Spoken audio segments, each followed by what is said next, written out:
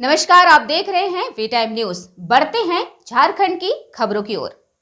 बंद पड़े KMCEL के मजदूरों को मौखिक रूप से आवास खाली करने के लिए कहे जाने के विरोध में स्थानीय मजदूरों के आग्रह पर झामुमो नेता अशोक मंडल काली धौड़ा पहुंचे, जहां एक नुक्कड़ सभा का आयोजन किया गया।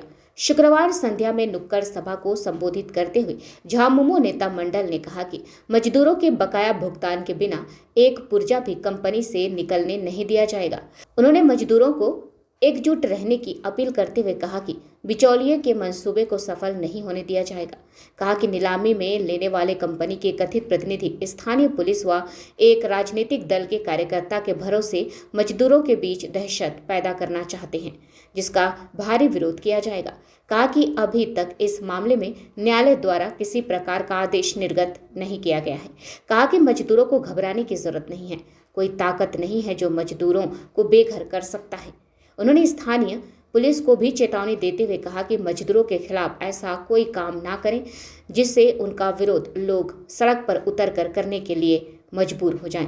विदित हो कि कोलकाता की कंपनी लोगोन एथिकल्स ने सबसे ज्यादा बोली लगाकर 112 करोड़ 50 लाख रुपए नीलामी में इस कंपनी को लिया है, लेकिन अब तक सारी प्रक्रिया पूरी नहीं हुई है। जानकारी के अनुसार 1-2 दिन पूर्व अंकित नामक व्यक्ति कंपनी के पास के आवास में रह रहे लोगों को मौखिक तौर पर आवास खाली करने के लिए कहा।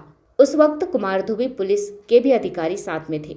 इस घटना से यहाँ बहुत सारे लोग अपना रंग दिखाने का काम करते हैं। एक राजनीतिक दल लंबे समय से KMCL खुलाने के नाम पर जब चुनाव आता था तब अपना फोटो निकालकर, अपना क्या बोलते हैं, जुलूस निकालकर, झंडा लगाकर KMCL खुलवाएंगे इसका नारा देता था। जैसे ही चुनाव प्रक्रिया खत्म हो जाता था वो एपिसोड क्लोज हो जाता था।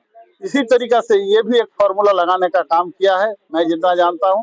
और जहाँ तक बात है, जहाँ हाईकोर्ट की मामला है, हाईकोर्ट का ऑर्डर की बात है, वहाँ एक थानेदार क्या चीज है, थानेदार उसका कोई महत्व नहीं रहता है, और ऐसे इने गिने दलाल का भी कोई महत्व नहीं रहता है। अब हाईकोर्ट लिक्विडेटर में क्या ऑर्डर दिया है, किस तरीका से, जैसे हम लोग अखबार में सुने हैं कि हाईकोर्ट लिक्विडेटर में 112 करोड़ में इसका ऑक्शन हुआ है, उसका 1/3 रुपया 22 करोड़ ना 24 करोड़ रुपया वो लोग डिपोजिट किया है। और डिपोजिट किया भी है, हाईकोर्ट से ऑक्शन भी हुआ है, लेकिन उसका एक सिस्टम है, उसका एक नोटिफिकेशन होगा, बाकायदे चिट्ठी आएगा जिला प्रशासन के पास, जिला प्रशासन से चिट्ठी वो आएगा, क्या बोलते हैं, निरसा में यहाँ पर जो एरिया क्षेत्र के पदाधिकारी होते हैं, तब उसके ऊपर में इम्प्लीमेंट करने की बात आता है। अगर ऐसा कोई पदाधिकारी, ऐसा कोई राजनीतिक दल के लोग करता है तो यहाँ के लोगों को जैसे पहले दिग्भ्रमित करता था, आज भी दिग्भ्रमित करके अपना रोटी सेकना चाहता है। यही सच्चाई है सर। अभी कुछ लोगों को मतलब घर खाली करने का 15 दिनों का समय दिया गया, इस पर क्या? ऐसा क्या मतलब होता है? कौन खाली कराने वाले हैं? जब हम कहीं पर बसे हुए हैं, जिसका मकान है वो जब तक नहीं आता है, उसका लोग जब तक नहीं आता है, तो फिर ऐसे लोग कहने का क्या महत्व रह जाता है?